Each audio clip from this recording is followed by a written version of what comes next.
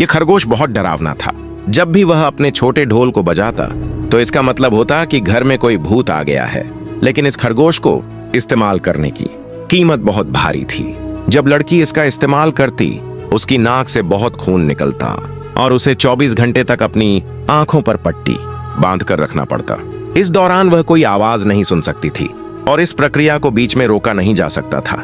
लड़की के पिता को काम से बाहर जाना था, इसलिए उन्होंने जैक को $200 देकर उसे लड़की की देखभाल करने के लिए रखा। जैक किसी तरह की गलती न करे, इसलिए पिता ने उसे खास कपड़े पहनाए और लोहे की जंजीरों से बांध दिया। जंजीर इतनी ही लंबी थी कि वह सिर्फ लड़की के कमरे तक जा सके। पिता के जाते ही जैक को पेशाब लग गई। वह बाथरूम जाना चाहता था, लेकिन जंजीर छोटी थी। मजबूरी में उसे दरवाजे पर ही पेशाब करना पड़ा। वह अपने पास बंधे छोटे कुत्ते को देखकर बहुत शर्मिंदा महसूस कर रहा था, लेकिन पैसों के लिए चुप रहा। जैक तस्वीरें देख रहा था कि अचानक लाइट चली गई। किसी ने उसकी जंजीर खींची। उसे लगा ये लड़की की शरारत है, लेकिन जब उसने दरवाजा खोला तो लड़की वहां नहीं थी। कुछ देर बाद एक आवाज हुई।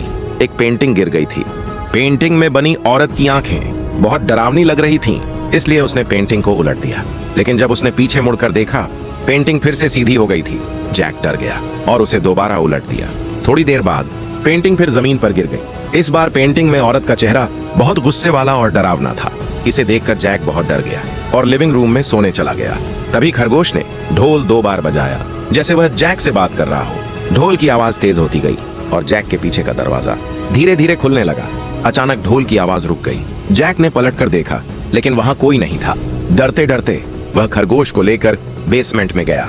वहां उसे एक गड्ढा दिखा। उसे लगा कि उस गड्ढे से कोई उसे देख रहा है। उसने टॉर्च उठाई और गड्ढे में झांका। अगले ही पल, हे भगवान,